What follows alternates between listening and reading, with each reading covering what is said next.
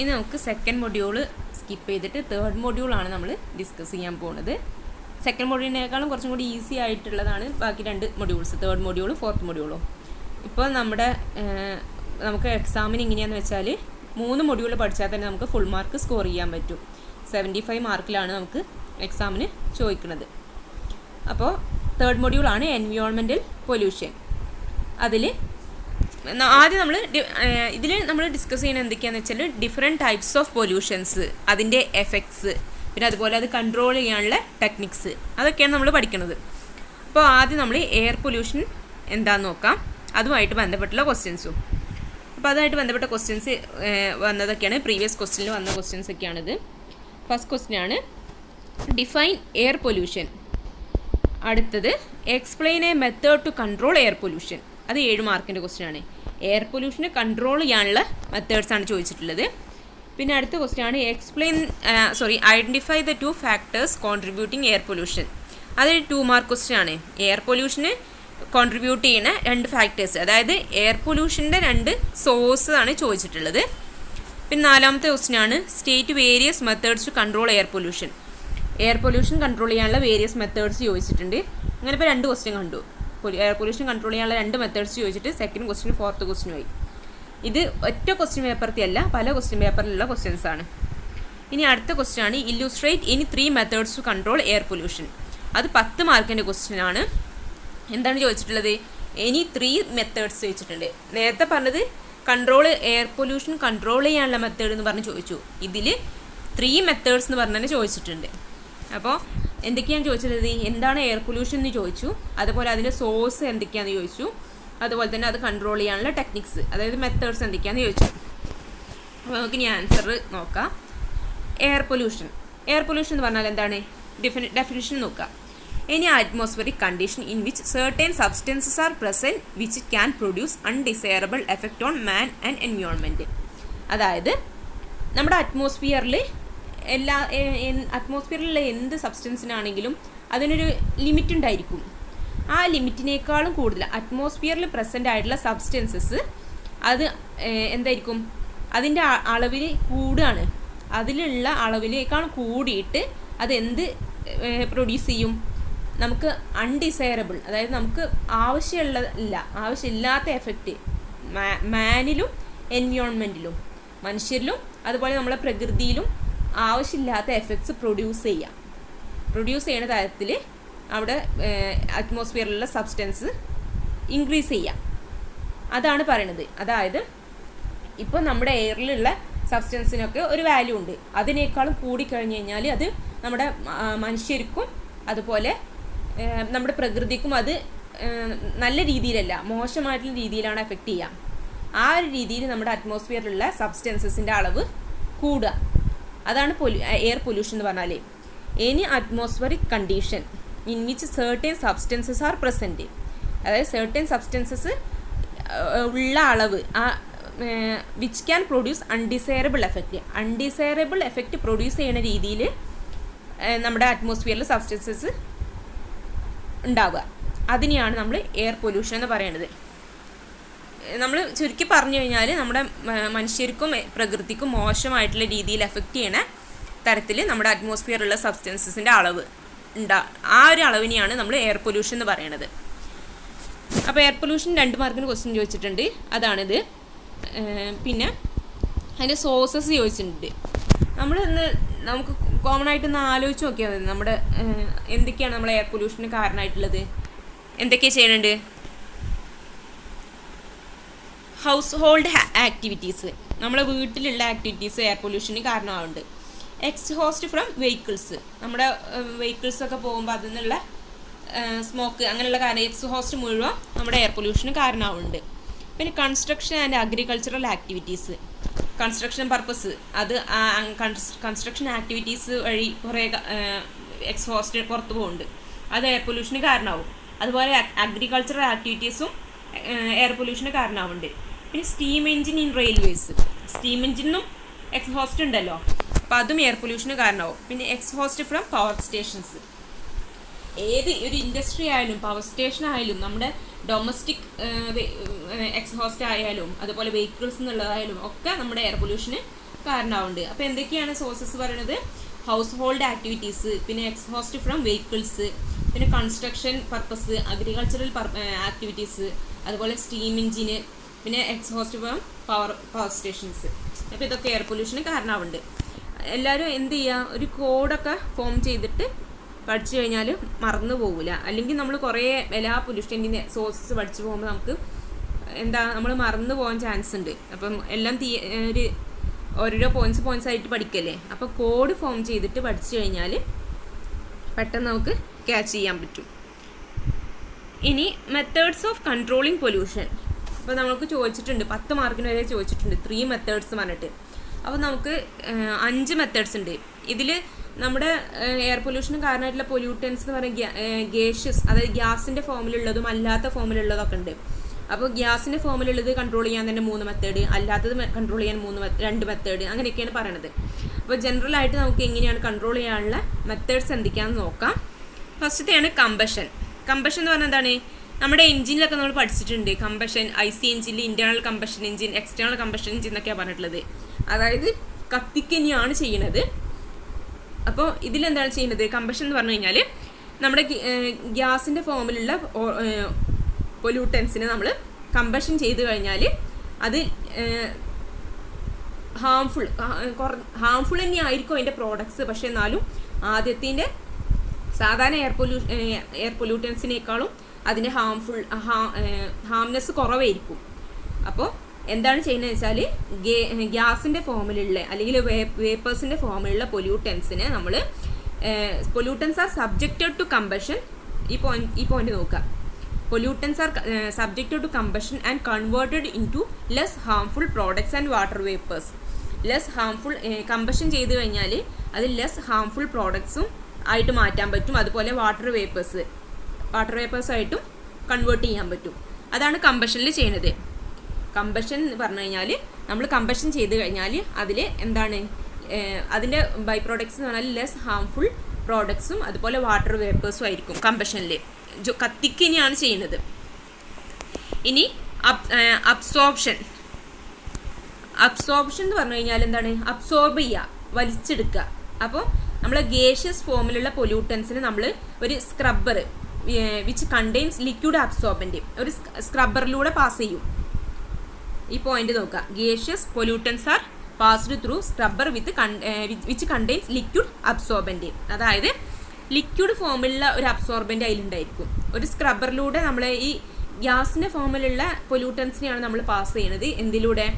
നമ്മുടെ ലിക്വിഡ് ഫോമിലുള്ള അബ്സോർബൻ്റ്, അതായത് വലിച്ചെടുക്കുന്ന ഒരു സബ്സ്റ്റൻസ് ആണത്.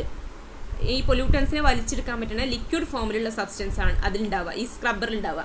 അപ്പോൾ ഇതിലൂടെ അത് പാസ് ചെയ്ത് കഴിഞ്ഞാൽ ഈ ലിക്വിഡ് അബ്സോർബൻ്റ് എന്ത് ചെയ്യും? നമ്മുടെ പൊല്യൂട്ടൻസിനെ ആ ഗ്യാസിൽ നിന്ന് റിമൂവ് ചെയ്യും. എന്താണ് ചെയ്യുന്നത്? നമ്മുടെ ഗേഷ്യസ് പൊല്യൂട്ടൻസിനെ നമ്മൾ ഒരു ലിക്വിഡ് അബ്സോർബൻ്റ് കണ്ടെയ്ൻ ചെയ്തിട്ടുള്ള ഒരു സ്ക്രബ്ബറിലൂടെ പാസ് ചെയ്യും. അപ്പോൾ അതെന്ത് ചെയ്യും? ആ പൊല്യൂട്ടൻസിനെ അബ്സോർബ് ചെയ്തെടുക്കും. അതിനെ റിമൂവ് ചെയ്യും എന്നാണ് പറയണത്. അബ്സോർബ് ചെയ്യും. ഈ ലിക്വിഡ് അബ്സോർബൻസ് ആ പൊല്യൂട്ടൻസിനെ അബ്സോർബ് ചെയ്തെടുക്കും. എന്നിട്ട് ആ ഗ്യാസിനെ മാത്രം പുറത്ത് വിടും. അങ്ങനെയാണ് ചെയ്യുന്നത്. പൊല്യൂട്ടൻസ് ഒഴിവാക്കിയിട്ടുള്ളത് പുറത്ത് വിടും. അതാണ് അബ്സോർപ്ഷൻ എന്ന് പറഞ്ഞു കഴിഞ്ഞാൽ. ഇനി അഡ്സോർപ്ഷൻ ആണ്. ഞാൻ എഴുതിയത് അഡ്സോർപ്ഷൻ ആണ്. അത് അഡ്സോർപ്ഷൻ ആണ്. SOR ആണ്. അഡ്സോർപ്ഷൻ എന്ന് പറഞ്ഞു കഴിഞ്ഞാൽ അതിൻ്റെ മീനിങ് എന്താന്ന് പറഞ്ഞു കഴിഞ്ഞാൽ ശോഷണം എന്നാണ്. അപ്പോൾ ഇതിൽ നമ്മൾ എന്താ ചെയ്യുന്നതെന്ന് വെച്ചാൽ നമ്മൾ സോളിഡ് അബ്സോർബൻ്റ് ആണ് നമ്മൾ യൂസ് ചെയ്യുന്നത്. നേരത്തെ നമ്മൾ അബ്സോർപ്ഷനിൽ നമ്മൾ ലിക്വിഡ് അബ്സോർബൻ്റ് ആയിരുന്നു യൂസ് ചെയ്തിട്ടുള്ളത്. ഇതിൽ സോളിഡ് അബ്സോർബൻ്റ് ആണ് യൂസ് ചെയ്യുന്നത്. അത് നമ്മൾ ഗേഷ്യസ് പൊല്യൂട്ടൻസിനെ നമ്മൾ സോളിഡ് അബ്സോർബൻറ്റിലൂടെ പാസ് ചെയ്ത് കഴിഞ്ഞാൽ നമുക്ക് ബൈ പ്രോഡക്റ്റ്, അതായത് അതിൻ്റെ ഔട്ട്പുട്ട് എന്താ കിട്ടുന്നത്? ക്ലീൻ എയർ ആയിരിക്കും കിട്ടുക. ഈ പൊല്യൂട്ടൻസിനൊക്കെ ഈ അബ്സോർബൻ്റ് വലിച്ചെടുക്കും, ബാക്കി ക്ലീൻ എയർ ആയിരിക്കും നമുക്ക് കിട്ടുക. അപ്പം 3 പറഞ്ഞു. ഗ്യാസ് ഫോമിലുള്ള പൊല്യൂട്ടൻസിനെ കൺട്രോൾ ചെയ്യാൻ വേണ്ടിയിട്ട് 3 മെത്തേഡ് പറഞ്ഞു. ആദ്യത്തെ നമ്മൾ പറഞ്ഞത് കമ്പഷൻ എന്ന് പറഞ്ഞു കഴിഞ്ഞാൽ അതിൻ്റെ പ്രോഡക്ട്സ് ബാക്കി കമ്പഷൻ ചെയ്ത് കഴിഞ്ഞാൽ നമുക്ക് ലെസ് ഹാംഫുൾ പ്രോഡക്ട്സും വാട്ടർ വേപ്പേഴ്സും ആയിരിക്കും കിട്ടുക. പിന്നെ അബ്സോർപ്ഷനിൽ ലിക്വിഡ് അബ്സോർബൻ്റ് കണ്ടെയ്ൻ ചെയ്തിട്ടുള്ള സ്ക്രബ്ബറിലൂടെ പാസ് ചെയ്ത് വിട്ടാൽ ആ പൊല്യൂട്ടൻസിനെയൊക്കെ അബ്സോർബൻ്റ് റിമൂവ് ചെയ്യും. പിന്നെ അഡ്സോർപ്ഷനിൽ പറയണത് സോളിഡ് അബ്സോർബൻറ്റിലൂടെ പാസ് ചെയ്യും. അപ്പോൾ നമ്മുടെ ഔട്ട്പുട്ട് എന്ന് പറഞ്ഞാൽ ക്ലീൻ എയർ ആയിരിക്കും. ഈ സോളിഡ് അബ്സോർബൻ്റ് എന്ത് ചെയ്യും, പൊല്യൂട്ടൻസിനൊക്കെ അബ്സോർബ് ചെയ്തെടുക്കും. ഇനി അല്ലാത്ത ഗ്യാസ് ഫോമിലുള്ള അല്ലാത്ത പൊല്യൂട്ടൻസിനെ നമ്മൾ കൺട്രോൾ ചെയ്യാൻ വേണ്ടിയിട്ടാണ് നമ്മൾ ഫാബ്രിക് ഫിൽറ്റേഴ്സ് യൂസ് ചെയ്യുന്നത്. അതെന്താണെന്ന് വെച്ചാൽ നമ്മൾ ക്ലോത്ത് കൊണ്ട്, അതായത് തുണി കൊണ്ട് ഉണ്ടാക്കിയിട്ടുള്ള ഫിൽറ്റേഴ്സ് ഉണ്ടാവും. ഈ ഫിൽറ്റേഴ്സിലൂടെ പാസ് ചെയ്ത് വിട്ടാൽ എന്തായിരിക്കും, ഈ പൊല്യൂട്ടൻസ് ആ ഫിൽറ്ററിൽ ട്രാപ്പ് ചെയ്ത് കിടക്കും. നമ്മുടെ ക്ലീൻഡ് ഗ്യാസ് നമുക്ക് പുറത്തേക്ക് കിട്ടും. ഫാബ്രിക് ഫിൽറ്റർ എന്ന് പറഞ്ഞു കഴിഞ്ഞാൽ നമ്മുടെ തുണിയാണ്, ക്ലോത്ത് വെച്ചിട്ടുണ്ടാക്കിയിട്ടുള്ള ഫിൽറ്ററാണ്. ഈ ഫിൽറ്ററിലൂടെ നമ്മളെ പൊല്യൂട്ടൻസിനെ നമ്മൾ പാസ് ചെയ്ത് വിട്ടാൽ ഫിൽറ്ററിൽ എന്ത് ചെയ്യും, ആ പൊല്യൂട്ടൻസ് ആ ഫിൽറ്ററിൽ ട്രാപ്പ് ചെയ്ത് കിടക്കും. ബാക്കി നമ്മുടെ ക്ലീൻഡ് ഗ്യാസ് നമുക്ക്, പ്യുവറായിട്ടുള്ള ഗ്യാസ് നമുക്ക് പുറത്തേക്ക് കിട്ടും. അതാണ് ഫാബ്രിക് ഫിൽറ്റർ ചെയ്യുന്നത്. ഇനി മെക്കാനിക്കൽ ഡിവൈസസ് എന്ന് പറഞ്ഞാൽ അതിനായിട്ട് കുറച്ച് മെക്കാനിക്കൽ ഡിവൈസസ് നമ്മൾ ഉണ്ടാക്കിയിട്ടുണ്ട്. അപ്പോൾ അതുവഴി പാസ് ചെയ്ത് വിട്ടാൽ നമുക്ക് ക്ലീൻഡ് ഗ്യാസ് കിട്ടും. ഇനി ഇലക്ട്രോസ്റ്റാറ്റിക് പ്രസിപ്പിറ്റേറ്റേഴ്സ് എന്ന് പറഞ്ഞു കഴിഞ്ഞാൽ നമ്മൾ ഈ പൊല്യൂട്ടൻ്റ് അടങ്ങിയിട്ടുള്ള ഗ്യാസ് ഇല്ലേ, ആ പൊല്യൂട്ടൻസ് എന്ത് ചെയ്യും, നമ്മൾ ഒരു രണ്ട് ഇലക്ട്രോഡ്സിൻ്റെ അടിയിൽ പാസ് ചെയ്യും. രണ്ട് ഇലക്ട്രോഡ്സിൻ്റെ അടിയിൽ പാസ് ചെയ്യുമ്പോൾ പൊല്യൂട്ടൻസ് ആ ഇലക്ട്രോഡ്സിൽ അതിലടിഞ്ഞുകൂടും. അതാണ് ചെയ്യുന്നത്. ഇലക്ട്രോസ്റ്റാറ്റിക് പ്രസിപ്പിറ്റേറ്റേഴ്സ് എന്ന് പറഞ്ഞു കഴിഞ്ഞാൽ നമ്മൾ ആ പൊല്യൂട്ടഡ് എയറില്ലേ, ആ പൊല്യൂട്ടഡ് എയർ നമ്മൾ രണ്ട് ഇലക്ട്രോഡ്സിൻ്റെ അടിയിൽ പാസ് ചെയ്യുമ്പോൾ ആ പൊല്യൂട്ടൻസ്, ആ മലിനീകരണത്തിന് കാരണമായ വസ്തുല്ലേ, ആ പൊല്യൂട്ടൻസ് ആ ഇലക്ട്രോഡ്സിൽ അടിഞ്ഞുകൂടും. നമുക്ക് പ്യുവറായിട്ടുള്ള എയർ നമുക്ക് കിട്ടും. അപ്പം എയർ പൊല്യൂഷനെ പറ്റി നമ്മൾ എയർ പൊല്യൂഷൻ എന്താണെന്ന് പറഞ്ഞു, അതിൻ്റെ സോഴ്സസ് ഏതൊക്കെയാണെന്ന് പറഞ്ഞു, പിന്നെ അതിനെ കൺട്രോൾ ചെയ്യാനുള്ള 6 മെത്തേഡ്സ് പറഞ്ഞു. ഇതിൽ 3 വരെ നിങ്ങളോട് ചോദിച്ചിട്ടുള്ളത്. അപ്പോൾ 3 ചോദിച്ചാൽ 3 മാത്രം എഴുതിയാൽ മതി, ഇല്ലെങ്കിൽ 1 or 2 മാത്രം എഴുതിയാൽ മതി. അതായത് നിങ്ങളുടെ മാർക്കിനനുസരിച്ച്. ഇപ്പോൾ 10 മാർക്കിന് ചോദിക്കുകയാണെന്നുണ്ടെങ്കിൽ 3 എഴുതുക, അല്ലെങ്കിൽ 8 മാർക്കിനൊക്കെ ആണെന്നുണ്ടെങ്കിൽ 2 എഴുതുക. അപ്പോൾ നിങ്ങൾക്ക് എങ്ങനെയാണോ എത്ര മാർക്കിനാണ് ചോദിക്കുന്നത് അതിനനുസരിച്ച് മാത്രം എഴുതിയാൽ മതി.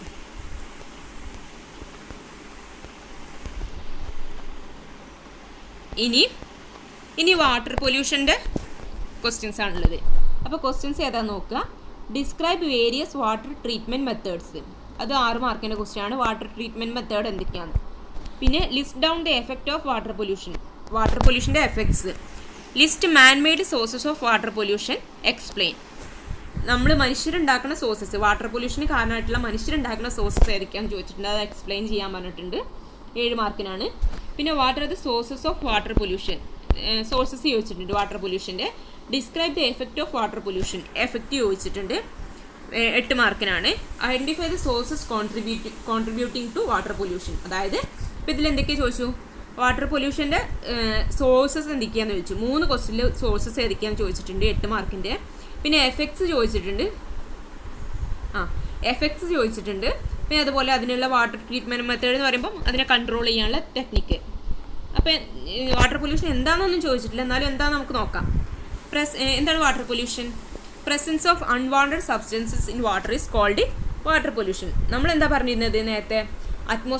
എയർ പൊല്യൂഷൻ എന്ന് പറഞ്ഞാൽ എയറിലുള്ള അറ്റ്മോസ്ഫിയറിലുള്ള സബ്സ്റ്റൻസിൻ്റെ അളവ് കൂടുക, നമ്മൾ ആ ഒരു അൺഡിസൈറബിൾ എഫക്റ്റ് പ്രൊഡ്യൂസ് ചെയ്യുന്ന അളവ് ഉണ്ടാവുക പറഞ്ഞത്. അതുപോലെ തന്നെ വാട്ടറിൽ എന്താണ് presence of unwanted substances in water. ഈ എയർ പൊല്യൂഷൻ്റെ ഡെഫിനേഷൻ എഴുതുമ്പോൾ നിങ്ങൾക്ക് ഇങ്ങനെ എഴുതാം, presence of unwanted substances in air എന്ന് എഴുതാം.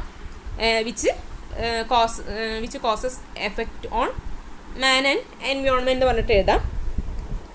അപ്പോൾ വാട്ടർ പൊല്യൂഷൻ എന്ന് പറഞ്ഞാൽ നമുക്ക് ആവശ്യമില്ലാത്ത സബ്സ്റ്റൻസസിൻ്റെ പ്രസൻസ് വെള്ളത്തിൽ ഉണ്ടാവുക, അതിനെയാണ് നമ്മൾ വാട്ടർ പൊല്യൂഷൻ എന്ന് പറയുന്നത്. ഇനി സോഴ്സസ് ഓഫ് വാട്ടർ പൊല്യൂഷൻ എന്ന് പറഞ്ഞു കഴിഞ്ഞാൽ എന്തൊക്കെയാണ്? വെള്ളം മലിനമാവാനുള്ള കാരണങ്ങൾ എന്തൊക്കെയാണ്?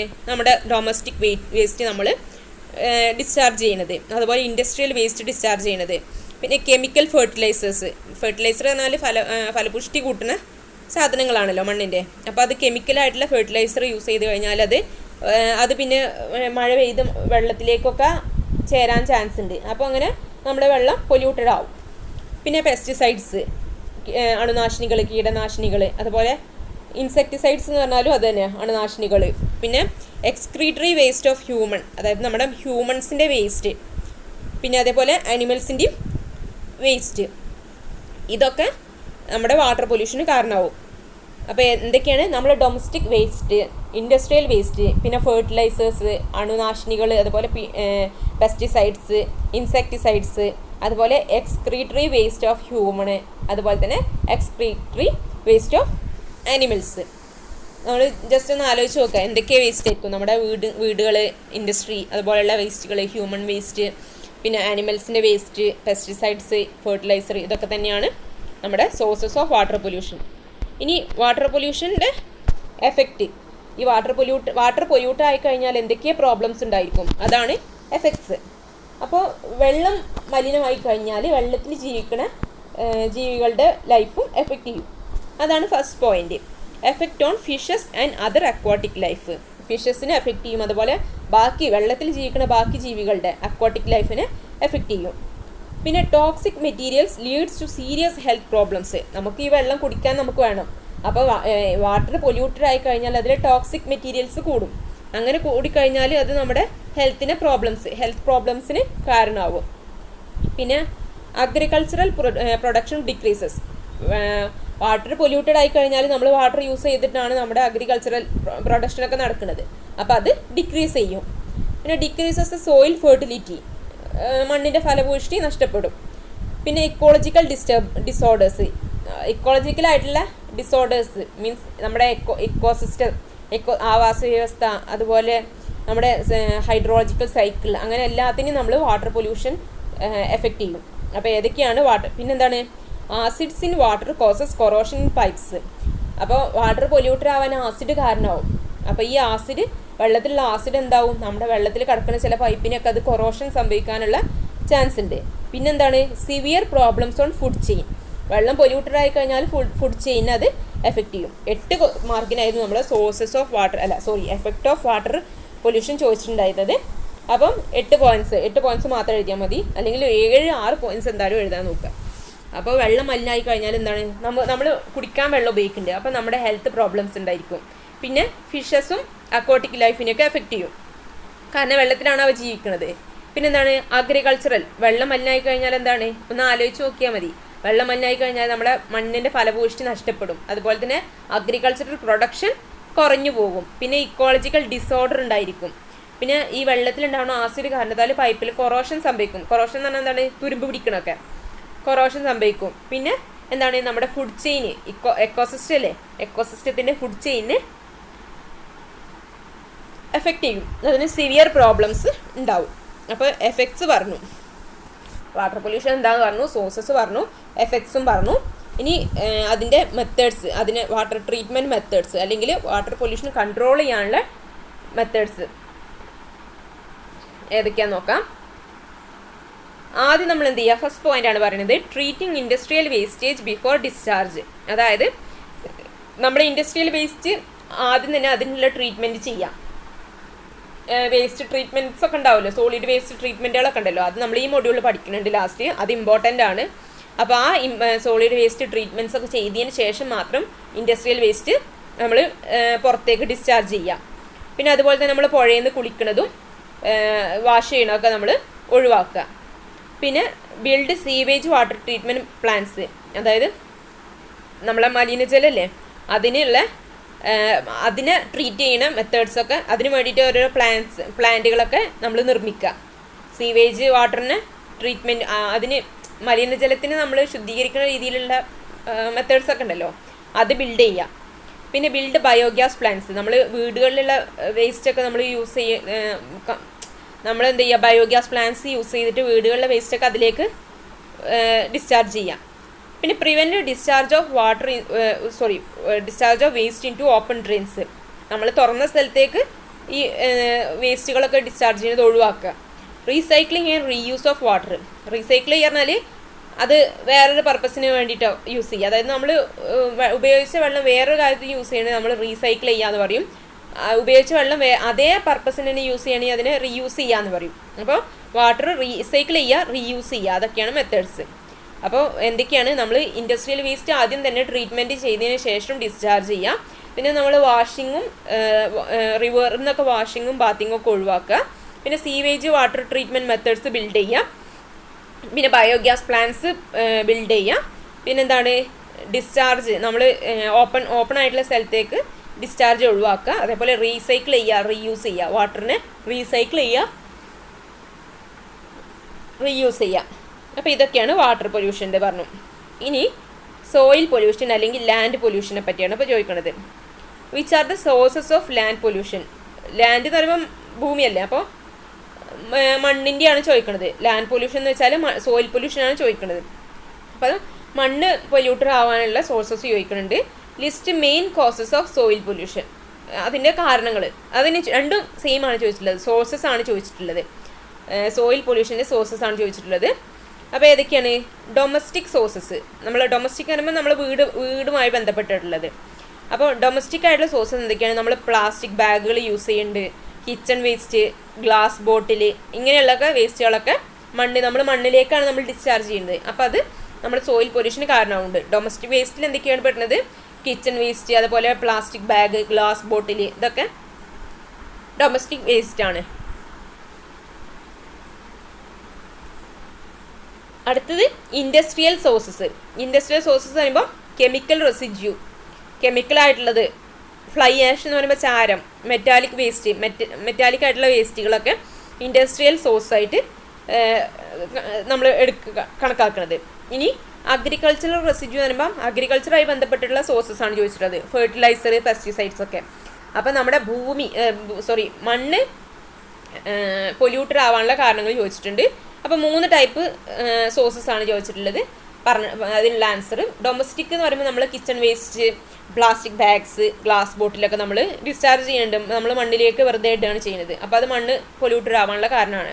പിന്നെ ഇൻഡസ്ട്രിയൽ സോഴ്സ് എന്ന് പറയുമ്പോൾ ഇൻഡസ്ട്രിയിൽ നിന്ന് യൂസ് ചെയ്യുന്ന കെമിക്കൽ ആയിട്ടുള്ള residues, fly ash, metallic waste ഒക്കെ എന്താണ് സോയിൽ പൊല്യൂട്ടഡ് ആവാൻ കാരണമുണ്ട്.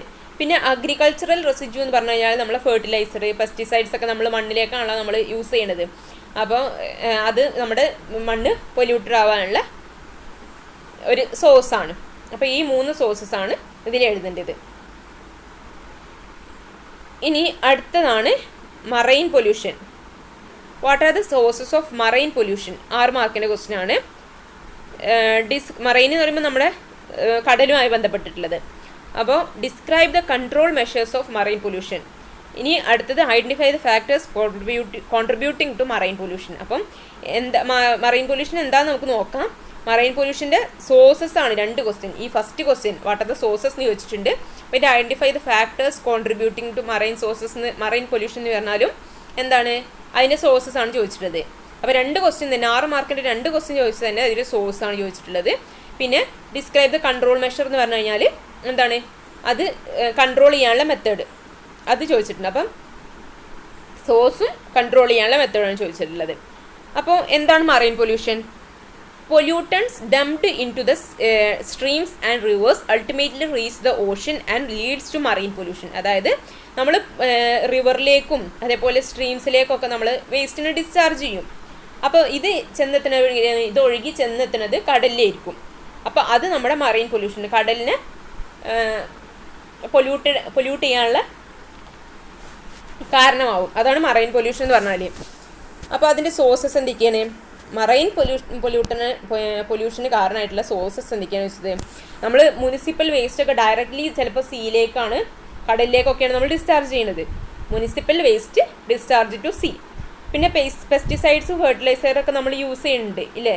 നമ്മൾ ഇതൊക്കെ മണ്ണിൽ യൂസ് ചെയ്യുന്നുണ്ട്, പക്ഷെ അത് മഴ പെയ്തിട്ടോ അല്ലാതെ എങ്ങനെയെങ്കിലുമൊക്കെ അത് റിവറിലോ ഒക്കെ എത്തും. അങ്ങനെ അത് ചെന്നെത്തുന്നത് വീണ്ടും നമ്മുടെ സീയിലേക്കാണ്, കടലിലേക്കാണ് ചെന്നെത്തുന്നത്. അപ്പോൾ ഈ പെസ്റ്റിസൈഡ്സും ഫെർട്ടിലൈസറും നമ്മുടെ മറൈൻ പൊല്യൂഷന് കാരണമാവുന്നുണ്ട്. ഇനി ഷിപ്പ് ആക്സിഡൻസ്, ഷിപ്പുകളൊക്കെ ഓഷൻസിലൊക്കെയാണല്ലോ ഷിപ്പ് ഉണ്ടാവുക. അപ്പോൾ ഷിപ്പിൽ എന്തെങ്കിലും അപകടങ്ങൾ ഉണ്ടാവണമൊക്കെ ഈ മറൈൻ പൊല്യൂഷന് കാരണമാവും. ചിലപ്പോൾ അതിൻ്റെ ഓയിൽ ലീക്കാവും. അങ്ങനെയുള്ള എന്തെങ്കിലും കാരണത്താൽ ഷിപ്പ് മറൈൻ പൊല്യൂഷന് കാരണമാവും. പിന്നെന്താണ്? Oil flow to sea. നമ്മൾ ഓയിലൊക്കെ കടലിലേക്ക് ചെന്നെത്തുന്നുണ്ട്. അപ്പോൾ ഇതൊക്കെ മറൈൻ പൊല്യൂഷന് കാരണമാവും. ഇനി ഡീപ് സീ മൈനിങ്, നമ്മളെ മൈനിങ്ങില്ലേ, മൈനിങ് എന്താ നമ്മൾ ഫസ്റ്റ് മൊഡ്യൂൾ പഠിച്ചു. അപ്പോൾ മൈനിങ് ഒക്കെ നമ്മൾ കടലിലും മൈനിങ് ചെയ്യുന്നുണ്ട്, ഡീപ് സീ മൈനിങ് ചെയ്യുന്നുണ്ട്. അപ്പോൾ ഇതൊക്കെ നമ്മുടെ മറൈൻ പൊല്യൂഷന് കാരണമാവും. എന്തൊക്കെയാണ് മറൈൻ പൊല്യൂഷന് കാരണമായിട്ടുള്ള sources? Municipal waste directly discharge to sea, പിന്നെ pesticide, fertiliser, ship accidents, oil flow to sea, deep sea mining. ഇതൊക്കെയാണ് കടൽ മലിനമാവാനുള്ള കാരണങ്ങൾ. അപ്പോൾ അതിനുള്ള കൺട്രോൾ മെഷേഴ്സ് എന്തൊക്കെയാണ്? Good sewage treatment. നമ്മൾ ആദ്യം തന്നെ എന്ത് ചെയ്യുക? സീവേജ് മലിന എന്താണ് സീവേജ് എന്ന് പറഞ്ഞാൽ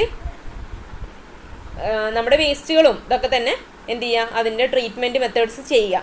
ഓരോന്നിനും ഉണ്ടാവും ട്രീറ്റ്മെൻറ്റ് മെത്തേഡ് ഉണ്ടല്ലോ, അതൊക്കെ ചെയ്യുക. ആദ്യം നമ്മളത് ചെയ്ത് കഴിഞ്ഞാൽ അത് ഡിസ്ചാർജ് ചെയ്ത് കടലിലൊന്നും എത്തൂല. അപ്പം അതുവഴി നമുക്ക് മറൈൻ പൊല്യൂഷൻ റെഡ്യൂസ് ചെയ്യാൻ പറ്റും. ഇനി എന്താണ്? Cleaning oil from surface of water. അതായത് വാട്ടർ സർഫസിന് ഓയിലിനെ നമുക്ക് ക്ലീൻ ചെയ്തെടുത്താൽ മറൈൻ പൊല്യൂഷൻ കുറയ്ക്കാൻ പറ്റും. പിന്നെ ഇമൾസിഫൈയിങ് ദ ഓയിൽ.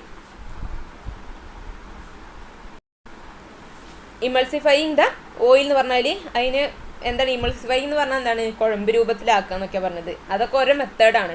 അപ്പോൾ അങ്ങനെ ചെയ്ത് കഴിഞ്ഞാൽ നമുക്ക് മറൈൻ പൊല്യൂഷൻ കൺട്രോൾ ചെയ്യാൻ പറ്റും.